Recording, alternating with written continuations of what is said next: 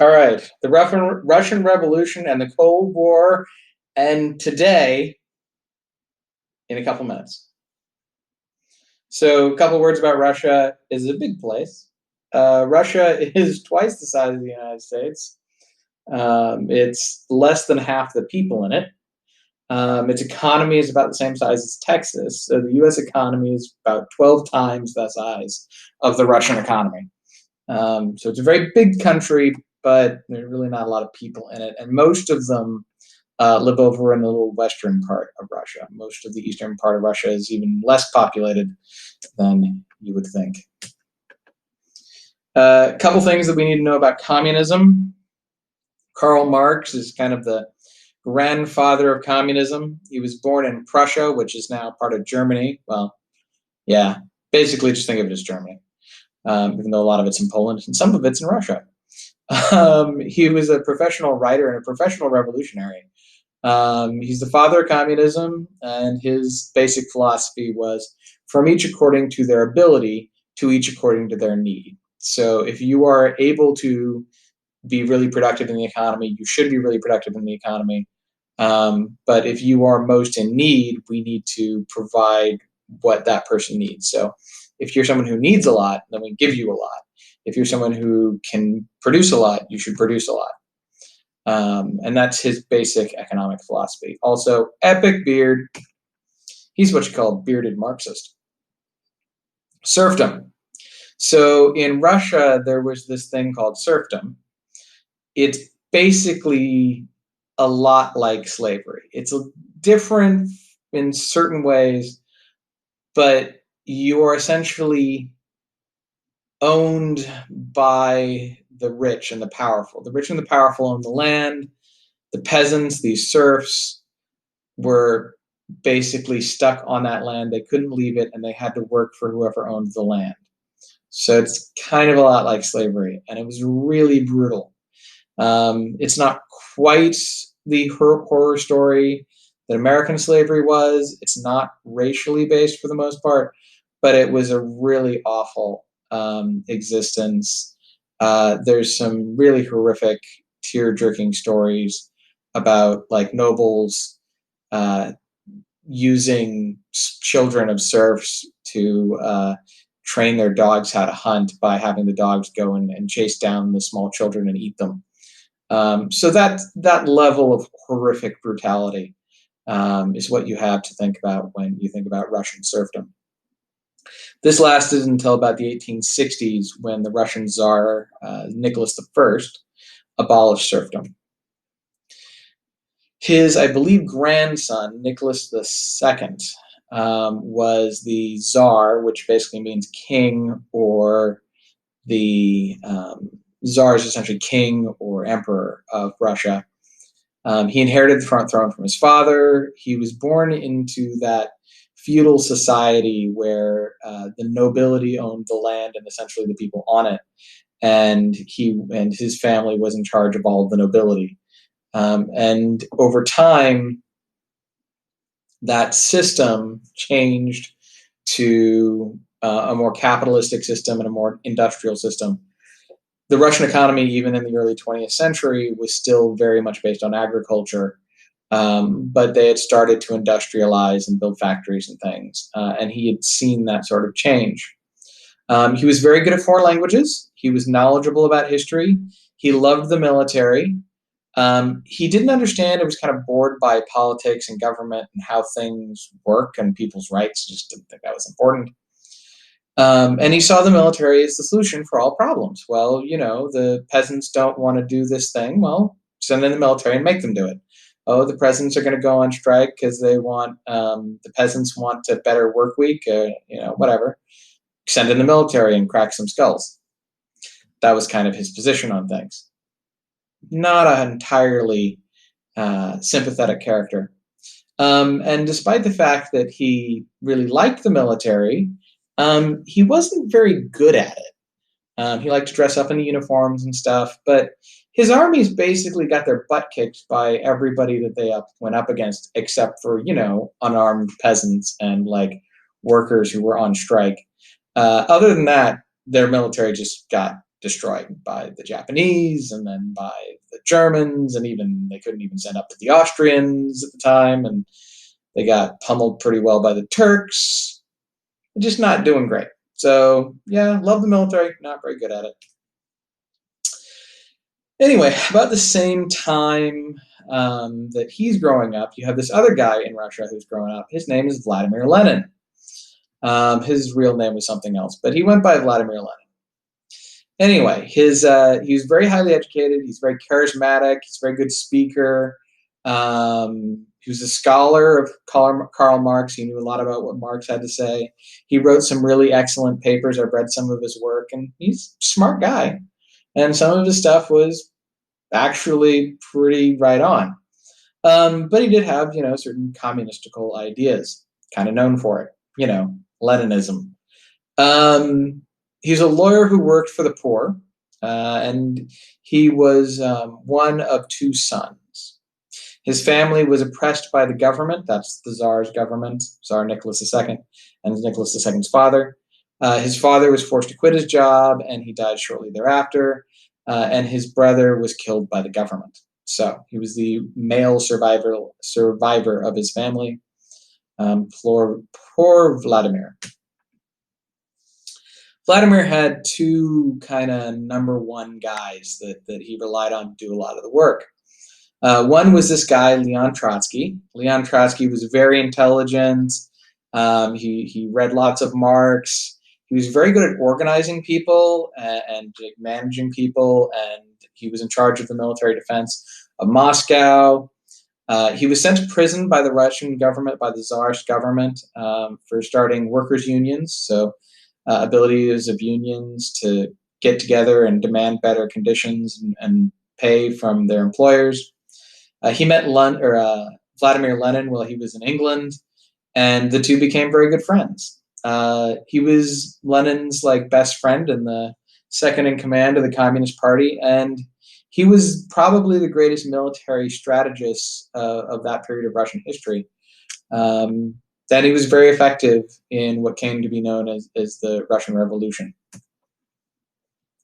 The other guy who's important is this Joseph Stalin dude.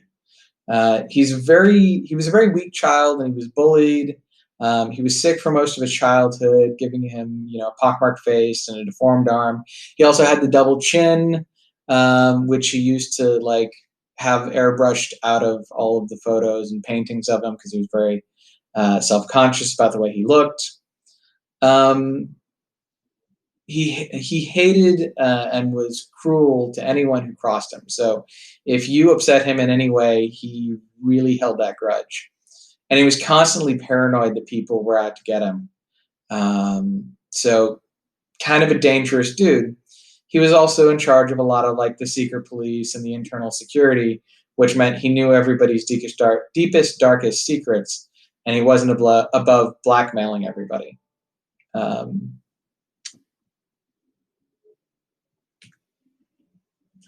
He was really just good at getting stuff done, and he wasn't afraid to do the nasty stuff. Anyway, so the Russian Revolution. The Russians have a revolution. They kind of have two, but essentially what happens is, they end serfdom, and people start getting more rights. They don't like the way that certain industries are being centralized and controlled, and certain people are benefiting and certain people are being, suffering as a result. Foreign countries are investing in Russia, and so a lot of the benefits of the industrialization are going to people who don't even live in Russia and aren't Russians, and the Russians kind of resent that. Tsar Nicholas was just not very good at the governing bits. He just wasn't very good at it. And he was also kind of crap at World War I. His armies just kept getting destroyed by the Germans in World War I. And that's not a huge thing that people like seeing is, they send off, their sons, their brothers, and their fathers to war, and they all end up dead, and you're not even winning. So that didn't make him too popular either. And then you had this whole weird income, or you had the income gap, which people who were poor were still very, very poor, and the wealthy just kept getting richer and richer and richer, and the poor just didn't seem to see any of the benefits. They just seemed to suffer, and they wanted to see some benefits. Now, the Rasputin scandal is a fun one. I'm not going to spend too much time right now in the video. Maybe at the end of the video, I'll go through the whole Rasputin thing. He was kind of this weird, dirty, quasi-religious figure that people said had cast a spell over the Tsarina, Nicholas's wife, the empress, and had somehow been doing naughty sexual things and just, unpopular. And the Russian nobility killed him. It's an interesting death. Maybe I'll talk about at the end. But it was part of why the people just, you know what, we're done with this royalty thing. Let's just get rid of the royalty. We don't need royals. We don't need a royal family. We'll just have the people rule, and the people will rule, and they'll do a better job than this royal family ever did anyway. So there's the February Revolution. It's basically, it begins. There's rioting over labor standards and work conditions, and also over the increasingly high costs of food and availability of food. The royal family is arrested, and eventually they are executed. Interesting stories about that maybe I'll tell you someday. And Lenin, in this chaos, manages to effectively take control. The provisional government is weak and not very effective. He uses secret police. He deals with the royal family by basically turning them into peasants and making them, work the farm out in the, vast distances from the capital. And he signs a treaty with the Germans, giving away a lot of territory in what was then Russia, now is many independent countries, but was a large part of Russia. He basically gave it away in order to end World War I. The Russians had been beating the Germans in World War I. Germans suddenly were winning because they knocked the Russians out of the war, but then the Americans get in the war and the Russians lose. So the Russians lost to the people who lost World War I. So they came out pretty badly after World War I. After that, there was a civil war internally. There were the Red Russians, which were the communist Russians. That's Lenin and Trotsky and Stalin, and they're fighting these White Russians, which are the Tsar's family and the Western military powers, the U.S., the Japanese, the French, the British, were all involved, invading various parts of Russia in the end of World War I, and trying to counter the revolution and reinstall the Tsar's family. We fail. The Russians win, mainly because Trotsky was pretty good at his job, and we weren't really that committed to conquering Russia. It's a big place. So Trotsky and the Reds win the war. And one of the big things that they do is they shift the way that taxes are collected for the government. They're no longer taxing food, kind of like if you're familiar with sales tax. There's no sales tax on food. But if you did have a sales tax on food, that would essentially be how the government got its money in Russia under the Tsar. Under the communists, they switch it, and now they tax people based on wealth, which is essentially what we do in the United States. You get a certain amount of income. In most states, they tax income. They don't tax income in Washington. But they do tax income in Oregon and most other states. And they do tax it at the federal level. So the federal government primarily depends on income taxes, which is however much you get paid every year. You have to pay a certain amount of that to the government so that they will, be able to do the government stuff. Stalin versus Trotsky. So Lenin dies unexpectedly in 1924. He wasn't in great health. He wasn't really that old, but he did die in 24. And everybody figured, Trotsky will be in charge. He was, the number two. He's the hero of the revolution. He's probably pretty good at government. And he's pretty popular. Everybody figures it's going to be Trotsky. Stalin knows all of everybody's deepest, darkest secrets and basically blackmails anybody with power. He uses the secret police and a lot of these what they call the NKVD, which was, like federal secret police, He uses them to arrest or kill a lot of Trotsky supporters. Trotsky figures out that he's going to be dead next, so he runs away. He ends up down in Mexico, and he's actually chilling with Frida Kahlo and, oh, what was Frida Kahlo's husband's name? Diego Rivera, I think. Anyway, he's a muralist.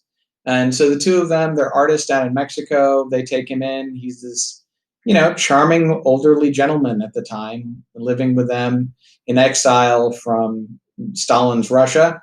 And Stalin sends assassins, and trigger warning, if you're afraid of violence, skip ahead 10 seconds, and takes an ice pick and drives it through Trotsky's skull, kills him. Nasty, right? Okay, so hopefully it's safe now. Deep breath. Okay, so Stalin is, again, we established, paranoid. He tends to blame other people for anything that goes wrong. He's got this chip on his shoulder from being bullied. He's very insecure. So he does some things like kill 90% of the army officers. He kills every admiral in the Navy. 1 million Communist Party leaders. 20 million ordinary Russians who opposed him were killed.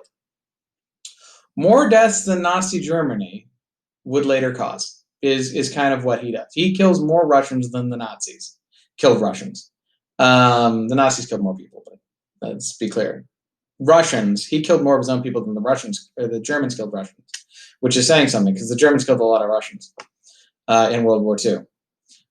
He also was big on using propaganda, the secret police, the NKVD, and he's big on these forced labor camps called gulags, where basically, if you're one of those, smart people who read books and stuff, or if you are some sort of person who's going to be a leader of people and, people might look to for leadership because, you're very good at your job, you might be arrested in the middle of the night and taken off to prison. Or you might be sent to a gulag, which is basically, we're going to send you to camp.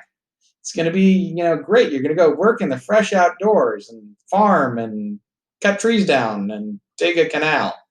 It's horrible. Some of them were particularly awful. There was this one island where they literally just took a whole bunch of people, threw them off boats onto an island, gave them like 4 ounces of flour, and then just left them there to die.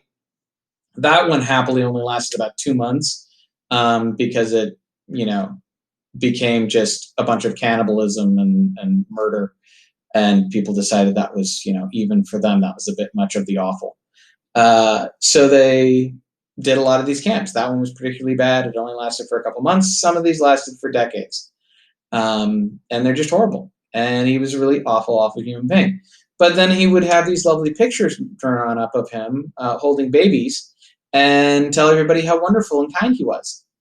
And in reality, he's murdering 20 million Russians of his own people, just murdering them.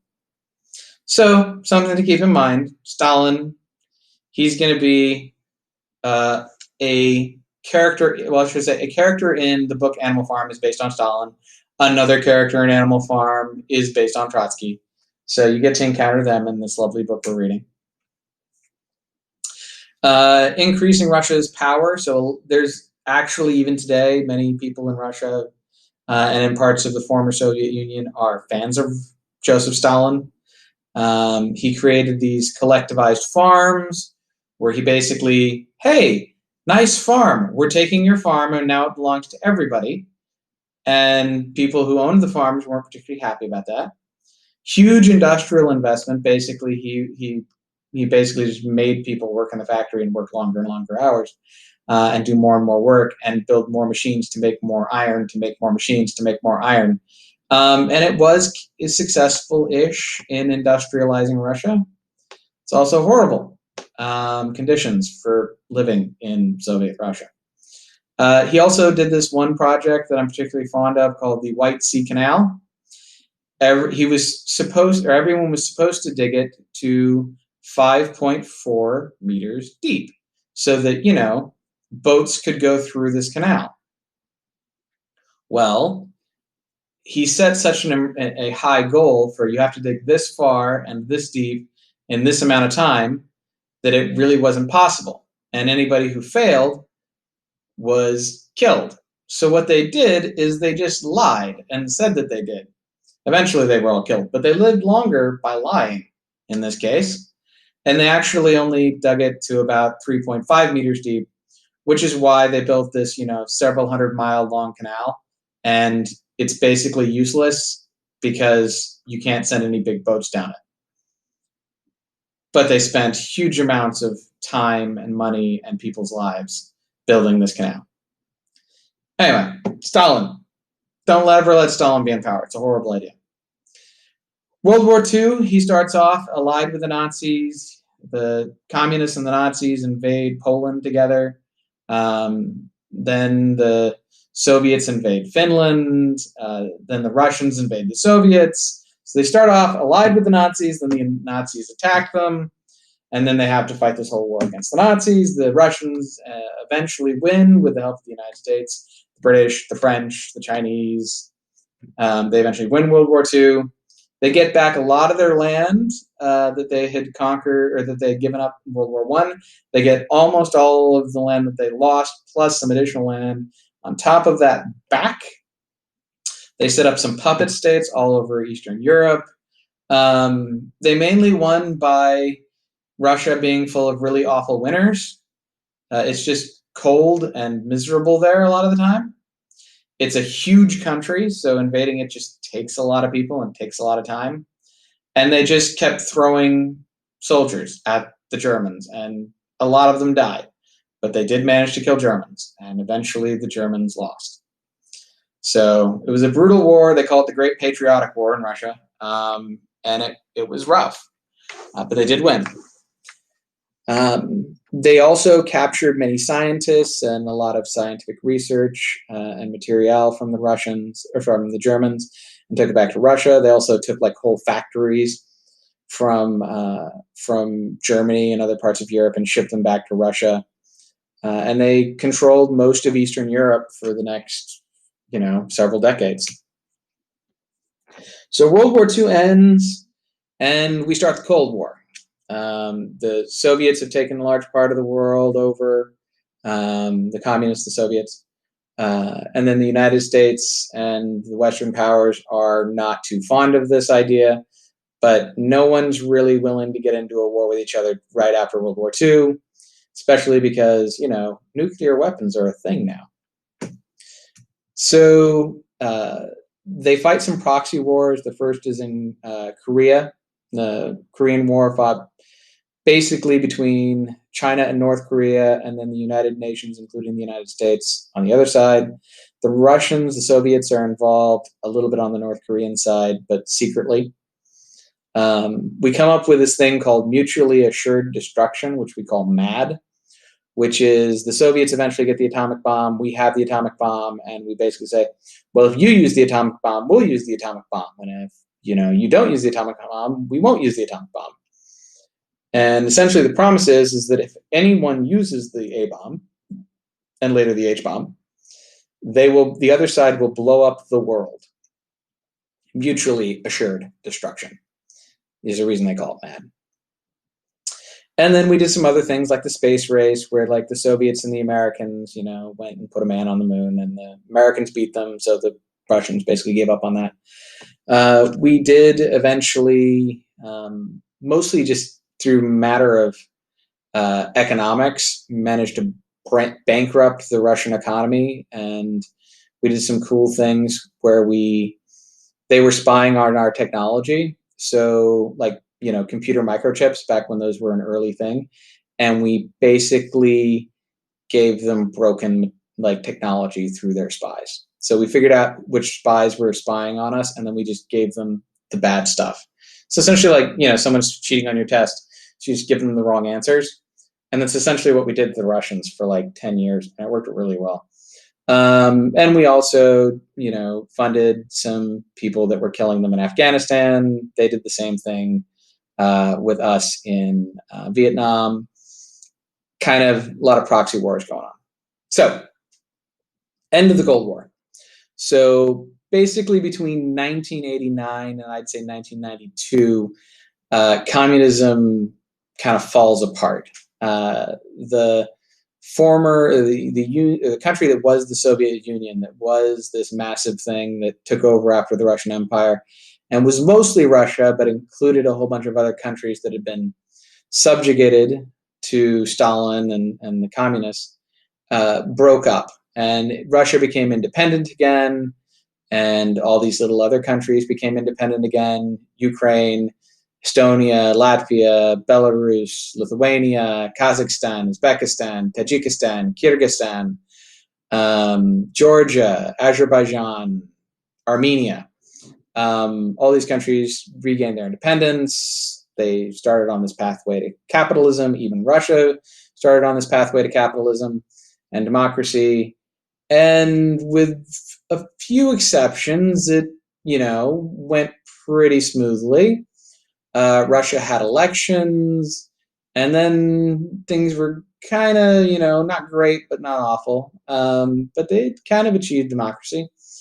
And then this guy who used to be part of the secret police in the days of the Soviet Union ended up becoming prime minister, and then president, and then prime minister again, and now he's president again. He is Vladimir Putin. You may have heard of him.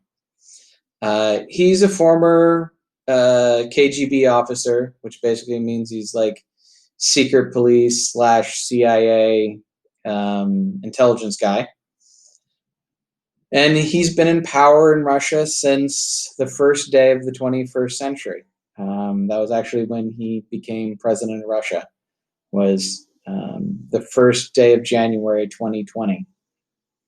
Or sorry, 2000. So he's been in power for about 20 years, almost 21 years. And when communism ended, we kind of thought, well, everybody's just going to become peaceful and democratic and capitalistic, and it's going to be great. We're going to have this whole change to the world where everybody just gets along, and it's going to be the end of history, as Francis Fukuyama, I believe, said. Turned out that wasn't the case. So as of today, many countries have slipped back into authoritarianism.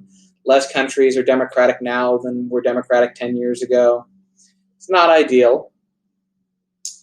Putin is, in many ways, the new Tsar of Russia. He is essentially the new Stalin. He acts with a lot of political impunity. He poisons his rivals and enemies. He puts them in prison. He has them killed. He has a particular he has a modus operandi, a particular way of doing things, which is kind of like, I didn't do it, but who else is going to do this? He likes to very elaborate poisonings and deaths. He's put radioactive substances in people's tea to basically give them super cancer. He used Novichok, which is a special nerve agent developed by the old Soviet military. So he uses chemical weapons to just kill people. He did that. He almost killed a former Russian who was living in England and his daughter, but actually ended up killing somebody else in England.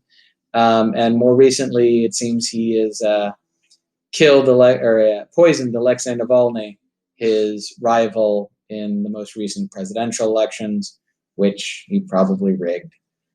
So he tends to do things like stuff ballots and arrest anybody who's running against him or poison them, that kind of stuff.